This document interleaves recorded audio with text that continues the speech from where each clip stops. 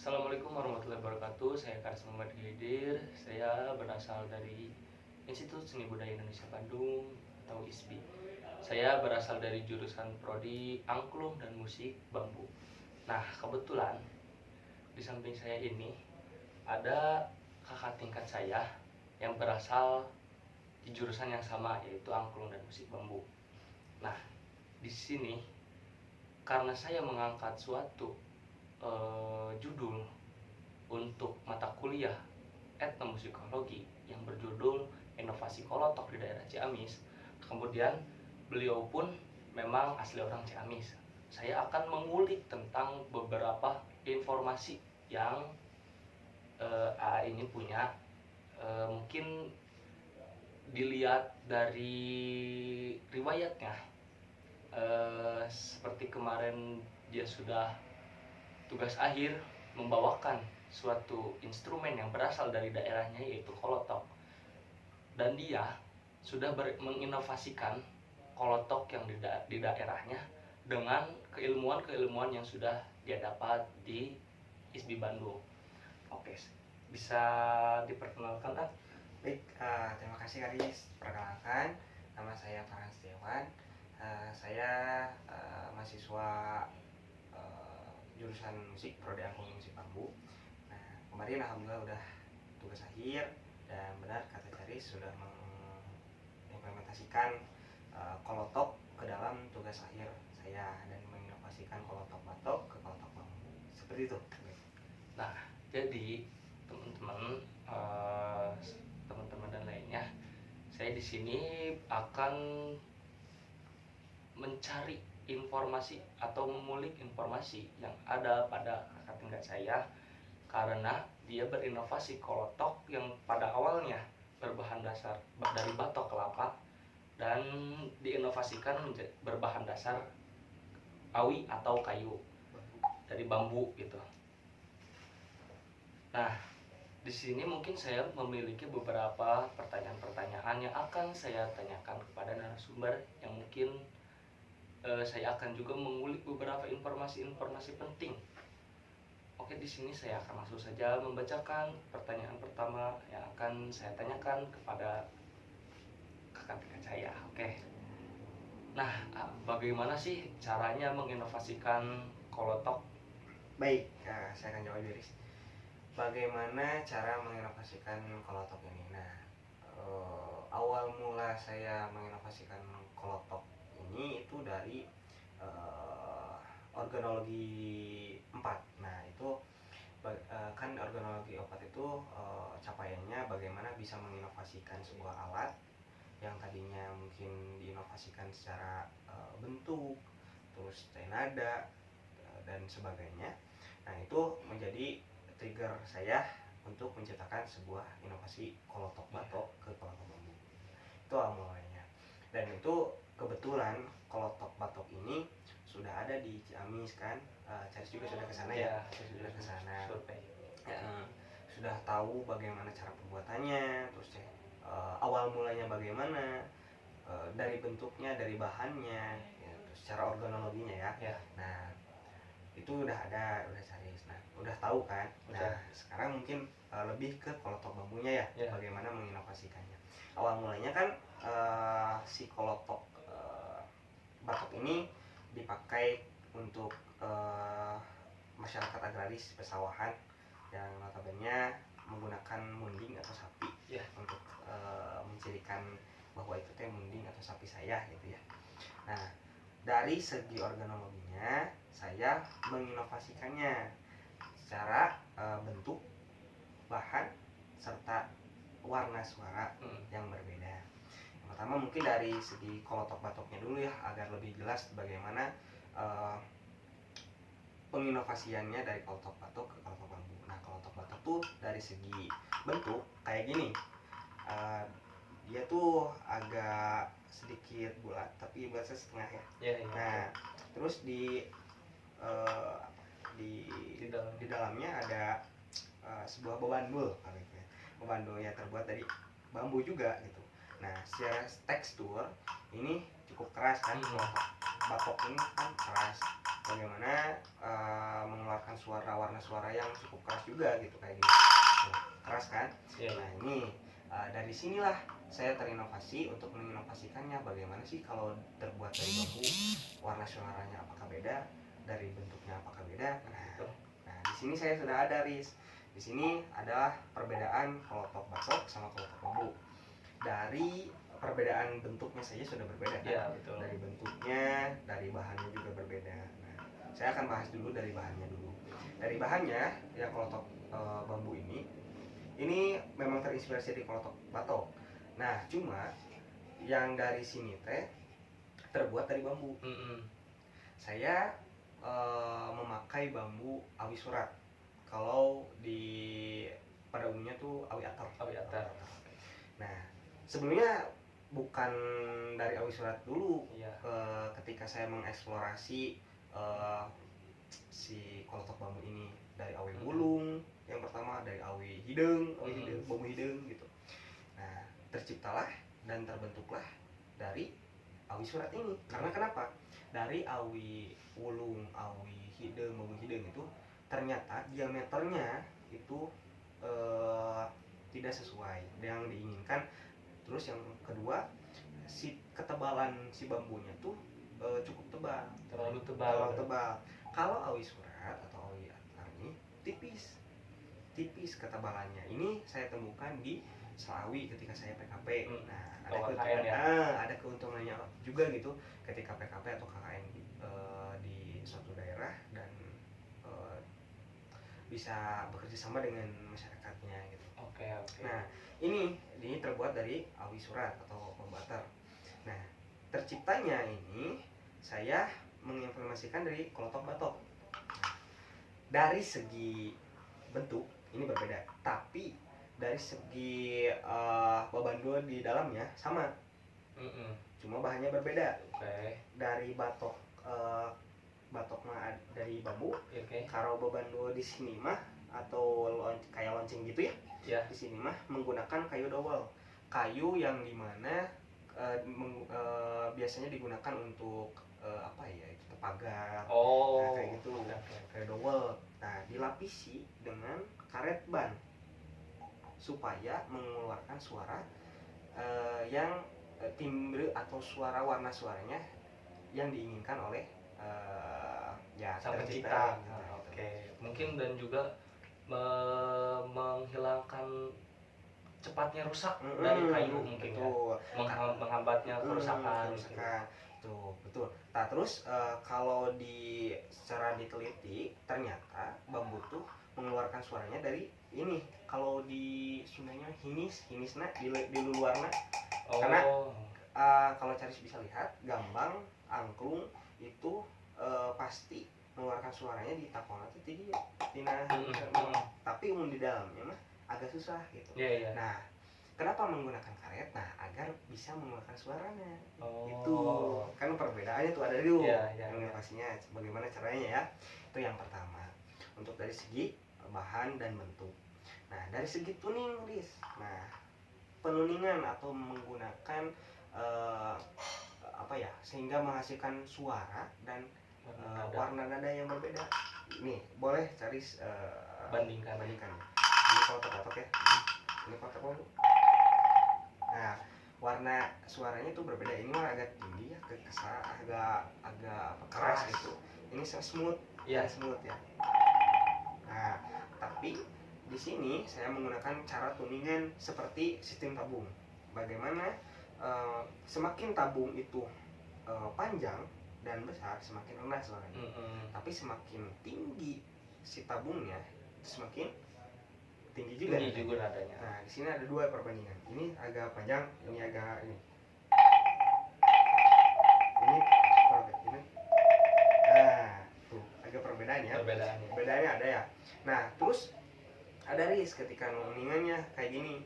Di sini kan menggunakan sistem tabung. Nah, untuk menghasilkan suara dan nadanya yang ingin dicapai, saya menggunakan diraut ini teh. Jadi proses mentuning agar dapat nada yang diinginkan dengan cara diraut dari bagian sini ya. Bagian pinggirnya gitu. makin dalam si apa Hasil rautan makin tinggi juga suaranya. Oh. Tapi makin rendah ini makin rendah juga nadanya. Seperti halnya menggunakan apa ya, meraut angklung atau tabung angklung. Nah, kayak gitu. Makin ini makin tinggi suaranya. Betul, betul banget. Nah, itu saya dapat dari mata kuliah organologi akustika tuh. Itu mungkin dari segi bahan, terus cara penunningannya, terus bisa menghasilkan nadanya, dan dari segala bentuk aspek yang dilihat inovasinya seperti itu terima kasih. Oh, terima kasih Ayah. Mungkin sudah banyak menjawab tentang pertanyaan saya yang memang saya sudah ingin tanyakan dari dulu mungkin. Nah, saya akan melanjutkan pertanyaan-pertanyaan, soalnya agak lumayan banyak apa yang harus saya ungkapkan dari pertanyaan gitu. Karena emang saya begitu tertarik dan emang saya ingin lebih tahu gitu bagaimana sih ketika AA mempunyai suatu konsep dan ide gitu ya, dan mengimplementasikannya dengan cara yang lain. Mungkin saya akan mengulik lebih dari yang apa AA sudah punya mungkin ya. Nah, di sini saya akan mempertanyakan pertanyaan yang kedua. Nah, kan sudah menjadi seperti ini ya, dan mungkin juga sudah dipraktekkan mungkin ya. Saya akan menanyakan sih tentang apakah memainkannya hanya sebatas di diri saja, ataupun ada media-media tertentu yang bisa dimainkan dari alat ini. Mungkin dari segi kalau tok batok tidak menutup kemungkinan ini ditakol doang, karena ditakol gini kan menghasilkan suara, ataupun kena angin bergoyang kena suara. Nah, saya akan bertanya dari kolotok bambu ini, bagaimana sih cara memainkannya gitu? Apakah sebatas di diri saja ataupun ada yang lain? Mungkin bisa dijawab. Kalau cara mainnya, setelah saya tugas akhir kemarin kan, saya juga pendukung saya. Nah, cara mainnya tuh ada dua yang saya aplikasikan. Yang pertama mungkin bukan ya. Yang pertama saya benar sekretaris diri benar kayak gini, digetarkan seperti lonceng. Terus yang kedua dikasih ancak atau ancak teh, atau bahasa Indonesia mah apa ya, penyangga gitu. Bagaimana menghasilkan timbre atau suara yang berbeda. Ada yang dipukul kayak gini, kayak gitu. Terus saya digetarkan kayak gitu, ditoel kayak gitu. Nah, sehingga bisa menghasilkan teknik-teknik baru, bukan hanya tremolo kayak gini, bisa juga dicentok kayak gitu.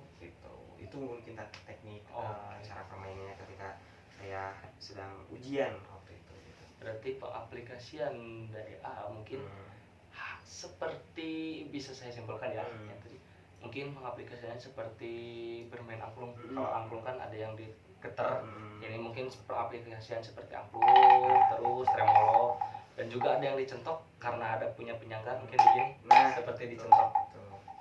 Terima kasih mungkin sudah sangat menjawab apa yang sudah saya tanyakan. Nah, saya akan bertanya mungkin dari kolotok bambu ini. Apakah kolotok bambu ini memiliki nada dari masing-masing kolotoknya? Bisa dijawab. Baik, tadi saya sudah jawab ya, secara tuningan. Nah, secara otomatis pasti ada nadanya ya. Pasti. Nah, ketika saya ujian itu saya menggunakan nada diatonis C, D, E, F, G, A, B, C. Nah, itu udah ada tuningannya juga, udah ada bagaimana sih cara tuningan nada C, bagaimana nada D, bagaimana ukuran dan diameternya. Biasanya saya menggunakan diameter nada C itu yang paling rendah, itu rate-nya di panjangnya itu di 20 cm atau ya 25 lah, kalau 25 cm agak panjang kan. Agak panjang karena ingin menghasilkan suara yang rendah serta frekuensi warna suara yang mas gitu. Nah gitu tuningannya sama kayak tadi, semakin panjang ini semakin rendah, semakin tinggi si bambunya semakin tinggi juga suara. Nah itu mungkin nadanya saya menggunakan di tuning seperti kayak gitu. Oke. Mungkin di sini ada beberapa contoh ini mempunyai nada G ya. G. Dan ini juga ada nada F bawah ini. F, ini F rendah.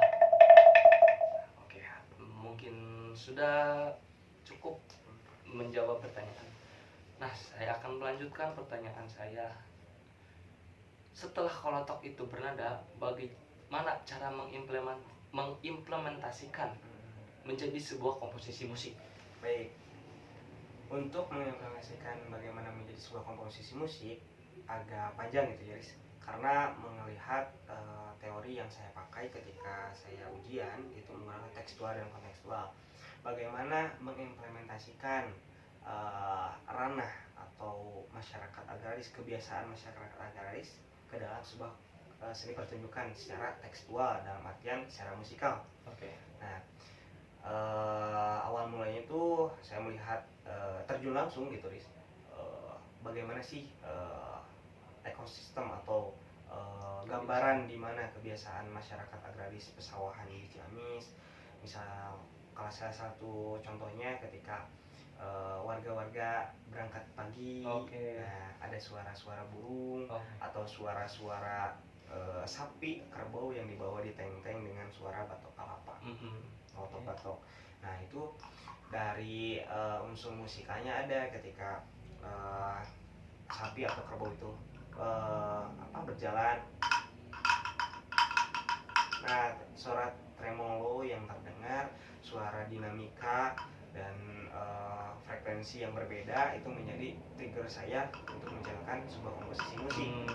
Nah dari kebiasaan kontekstual tersebut saya tuangkan ke dalam tekstualnya, ke dalam seni pertunjukannya untuk bambu ini. Nah dengan dibantu alat-alat yang pendukung, bukan hanya kolotok bambu saja, karena kebiasaan masyarakat di Ciamis setelah saya telusuri juga bahwa kolotok batok ini bisa dimainkan menggunakan bambaraan atau kepiar. Nah itu salah satu alat pendukung. Waktu itu saya tugas akhir kolotok bambu ini gitu. Dan komposisi musik yang saya buat pun secara musikalnya udah ada, kontekstualnya udah ada, inovasi organologi udah ada. Yang mungkin itu awal mula bagaimana saya menciptakan sebuah komposisi musik, menjadi sebuah komposisi musik gitu. Mungkin ini sangat cukup jelas ya. Mungkin dari studi kasus awal menceritakan bagaimana perjalanan mungkin ya membuat ide gagasan, mungkin yang seperti tadi sudah dibilang, mungkin berangkat dari atau survei langsung karena kejadian dan mengimplementasikannya ke dalam tekstual, mungkin yang berawal dari kontekstual dan menjadi tekstual. Nah di sini saya akan mempertanyakan, nah bagaimana sih si kolotok ini didaya jualkan atau dipertunjukkan? Awalnya tuh bagaimana kolotok ini tadi dijual atau dipertunjukkan, dijual dalam bentuk pertunjukan. Sebenarnya kan kolotok ini sebuah alat yang notabene jauh di pandangan tuh ini tuh bukan sebuah alat musik, bukan sebuah instrumen kan. Tapi saya mencoba bagaimana alat ini bisa loh dijadikan ranah seni pertunjukan secara edukasi dan bisa dirundingkan secara musikal gitu. Betul. Karena saya harap bukan di ranah komposisi musik itu bukan hanya bisa mengolah secara musikal gitu, tapi harus dari awalnya juga, harus dari alatnya juga. Ada alatnya, setelah ada alatnya bisa menjadikan sebuah komposisi musik gitu. Dan ini mungkin acuan saya untuk menjadikan si kolotok ini menjadikan sebuah alat seni pertunjukan gitu. Yang tadinya mustahil buat jadi dipertunjukkan, mustahil, yang tadinya di ladang persawahan, digunakan sebagai masyarakat yang agraris gitu, tapi bisa loh diaplikasikan secara musika dan secara dipertunjukkan. Nah, ini tantangan juga bagi saya untuk melanjutkan penelitian ini sehingga menjadikan alat ini bisa diimplementasikan di masyarakat itu. Itu mungkin. Terima kasih ini sangat cukup menjawab. Mungkin ini ada pertanyaan yang mungkin saya sudah tadi dijawab juga, mungkin saya akan menanyakan secara detail mungkin ya. Nah, dari kolotok bambu ini instrumen apa aja sih yang menjadi pendukung kolotok bambu ini sebagai media pertunjukan? Baik, ada beberapa alat yang menjadikan alat pendukung selain kolotok bambu gitu. Yang pertama adanya nosebud.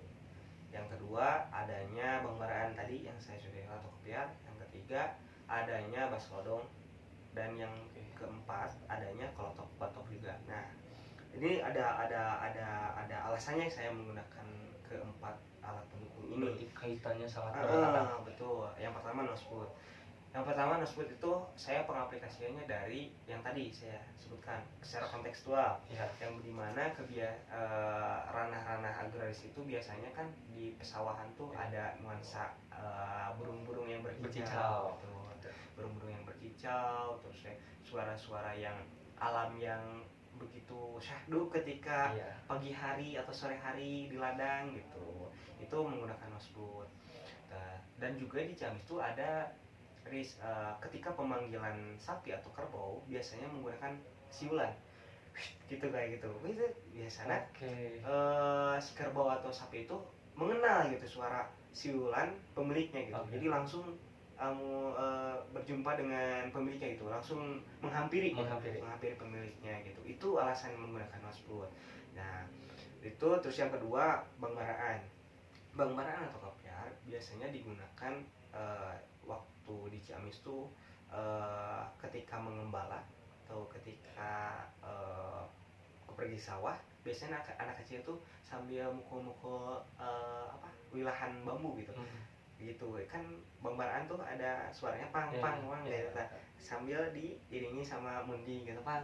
Jadi si anak-anak itu mengembala sambil memainkan kopiar tersebut. Nah, itu ada alasannya. Yang ketiga baslodong. Terus yang baslodong itu saya ambil karena frekuensi atau warna suara yang low. Kan itu agak kopiar agak tinggi suaranya. Kolotok bambu ya middle gitu. Baslodong itu digunakan untuk menambah warna suaranya. Terus yang keempat itu ada kolotok batok ya. Kolotok bambu teh. Nah, kenapa digunakan juga? Karena saya tidak ingin menghilangkan esensi atau nilai si kolotok batok yang dari awalnya gitu. Jadi saya juga ikutan di alat pendukung juga gitu. Dilibatkan juga karena tidak ingin menghilangkan esensi atau nilai si kolotok tersebut. Itu ada satu lagi kelupaan, ada kajon ya. Nah, kajon tuh buat ritmisnya, atau kalau bisa dikatakan buat pengiring metronom lah. Sebagai patokan tempo gitu. Kayak gitu, Riz. Jadi ada beberapa hal bahwa alat-alat pendukung itu punya perannya masing-masing dan keterkaitannya masing-masing seperti itu. Mungkin dari sudut pandang atau dari yang sudah lakukan mungkin ya, seperti yang kemarin saya sudah wawancara langsung ke narasumber dari Ciamis.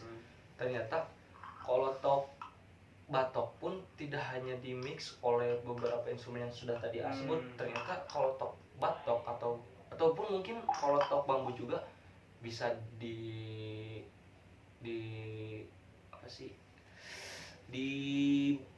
didukung oleh instrumen-instrumen lain mungkin ya. Mungkin sebenarnya ini suatu alat musik yang bisa didukung oleh instrumen-instrumen lain ya.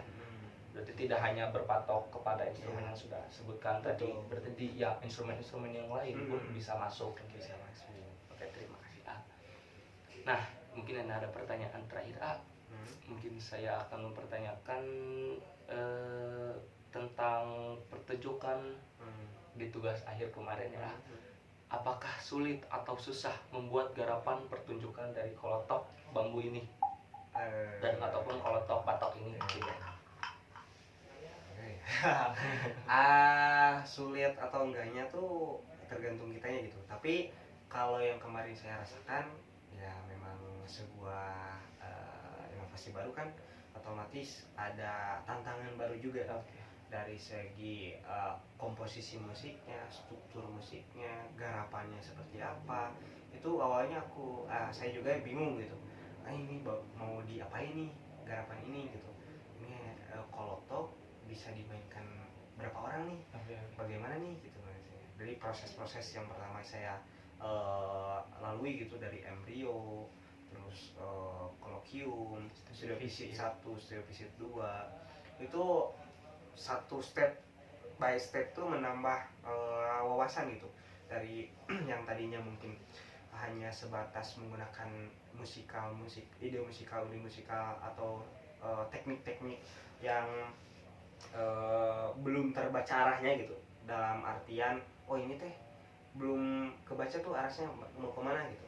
Akhirnya dari beberapa proses yang saya lalui gitu, muncullah yang tadi teorinya teks dan konteks saya ambil sebagai jembatan atau benang merah supaya menjadikan komposisi musik ini terarah gitu. Didukung dengan teknik-teknik yang saya implementasikan. Yang pertama itu teknik hacketing atau pembagian motif dengan beberapa pemain pendukung. Yang kedua adalah polymeter, bagaimana pengimplementasian si sapi atau kerbau itu ketika berjalan atau berlari dengan ritmis atau ketukan yang berbeda. Ada yang 3/4, ada yang 4/4 ketika lari gitu, ketika dianalisis gitu. Terus ada pengembangan call and response yang dimana call and response itu nuansa pesawahan agraris itu dari sudut pandang nuansa kecauan burung, ada pemanggilan sapi juga gitu. Misalkan pemanggilan sapi pemilik A, itu ada gitu. Nah gitu, itu diambil dan diaplikasikan setelah beberapa proses yang tadi saya sebutkan, embrio, kolokium, studio visit 1, studio visit 2, sehingga menjadikan komposisi musik yang utuh dan inovasi yang baru gitu. Seperti itu, Riz. Intinya susah lah, itu prosesnya panjang ya, susah sulit, namun ya banyak makna yang didapatkan dari proses tersebut. Nah, mungkin berbicara tentang makna, mungkin saya akan bertanya bagaimana kesan ataupun pesan yang ingin disampaikan, entah itu dari ketika sudah membuat kolotok bambu ini sebagai inovasi baru, mungkin mempunyai kesan apa gitu, ataupun mempunyai pesan apa untuk orang lain di sekitar ataupun untuk siapa. Kesan-pesannya gini, kesannya tuh bagi saya pribadi menjadikan sebuah tantangan yang relevan bagi komposer, menciptakan, bukan hanya menciptakan sebuah lagu atau komposisi musik, tapi menciptakan dari alatnya gitu. Dari alatnya, udah menciptakan dari alatnya, menciptakan juga komposisi musiknya. Itu sebuah kesan yang mungkin dari awal bisa mimiti menciptakan sebuah komposisi teh harus dari alatnya juga gitu. Nah, sehingga menjadikan komposisi yang utuh dari alat, inovasi, dan komposisi musik yang baru gitu. Itu pesannya bagi saya menantang dan sangat berkesan buat keilmuan serta wawasan bagi saya gitu. Berarti kesannya itu sangat mengapresiasi pada diri sendiri mungkin ya, bisa melalui semua proses tersebut gitu. Tapi dibantu dengan orang-orang yang di sekitar saya gitu, teman-teman, terus dosen-dosen yang sudah membantu dari proses awal sampai akhir gitu, yang mungkin itu sangat bisa sangat diapresiasi oleh saya, berterima kasih juga. Itu pesannya gini, ketika membuat sebuah komposisi jangan lupa identitas diri sendiri, dari mana daerahnya, coba gali potensi-potensi budaya di daerah masing-masing, apakah harus dikembangkan atau harus dibuat dari awal sehingga menjadikan budaya serta kebiasaan di daerah masing-masing itu terangkat, terap gitu oleh kita sendiri sebagai putra daerah itu sendiri. Seperti itulah. Oke, mungkin terima kasih Ya, mungkin bisa disimpulkan semua pertanyaan saya hingga akhir gitu.